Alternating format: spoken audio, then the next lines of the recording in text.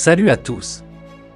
Abonne-toi et mate la suite de Actualité sur ta chaîne car convoqué devant le Conseil national de transition, CNT, le 21 avril dernier, le Premier ministre Choguel Maïga, face aux inquiétudes pressantes exprimées relativement au contentieux avec la CEDEAO sur le délai additionnel de la transition et les sanctions qui en ont découlé, a eu une réponse équivoque. À l'entendre, un éventuel retrait du Mali de l'organisation ouest-africaine n'est pas à l'ordre du jour, et les consultations sont toujours en cours. Toutefois, il s'est empressé d'ajouter « Nous avons un chronogramme de 24 mois qui reste non négociable.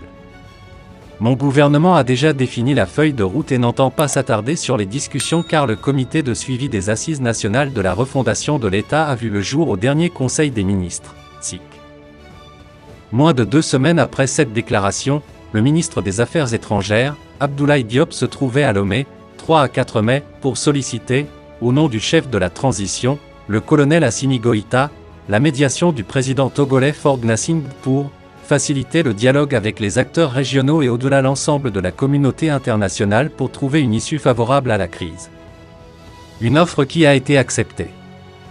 Et, à peine le calme rétabli au nord de son pays ensanglanté le 10 mai par une attaque terroriste ayant fait 8 soldats tués, 13 autres blessés et 15 assaillants abattus, une première, le nouveau médiateur se trouvait, le 18 mai à Dakar, pour requérir à son tour le soutien de son homologue Macky Sall.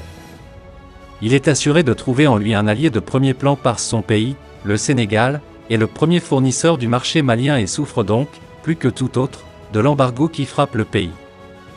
S'y ajoute que le chef de l'État sénégalais jouit d'une écoute auprès de ses pairs de la CEDEAO. Il est par ailleurs président en exercice de l'Union africaine, ce qui peut servir sur le continent comme en dehors. Un autre acteur majeur qui joue sa partition dans le jeu de la conciliation entre le Mali d'une part, la CEDEAO et l'UEMOA d'autre part, est l'Organisation de la coopération islamique, OCI. Depuis le 10 mai, elle a entrepris une tournée dans la sous-région qui a commencé par Bamako.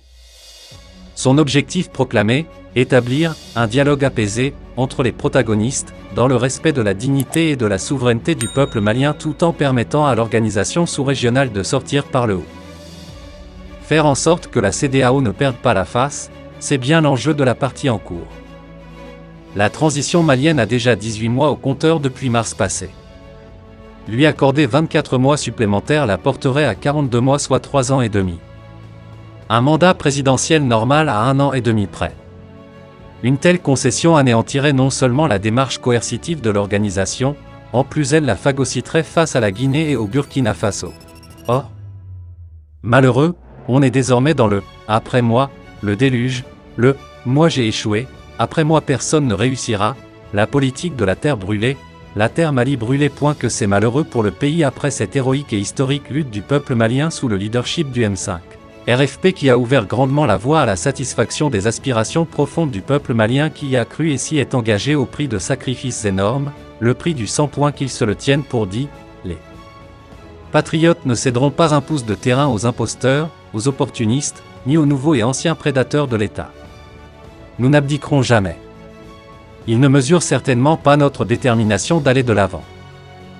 Nous ferons tout pour que cette transition réussisse, qu'elle soit une transition de rupture avec les mauvaises pratiques de gouvernance qui ont plongé notre pays dans une crise existentielle afin d'ouvrir la voie au Mali qu'aura promis au peuple malien. Tôt ou tard, tous les prédateurs rendront compte de leurs actes de prédation de nos ressources. Ils ont suffisamment enfumé les gens, mais dans pas longtemps l'écrasante majorité du peuple malien saura séparer le bon grain de l'ivraie. Restez mobilisés, la victoire finale est au peuple, inexorablement.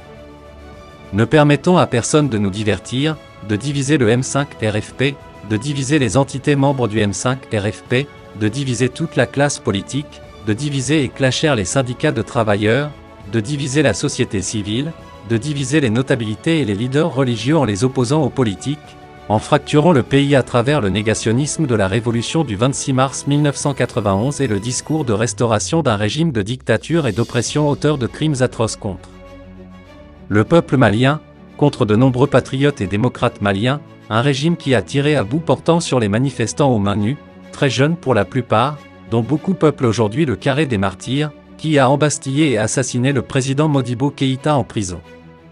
Chanter les louanges de ce régime, c'est trahir tous ces martyrs de la cause Mali. Nous ne l'accepterons jamais, Jamais nous ne trahirons ces martyrs et ceux de la lutte du M5 RFI.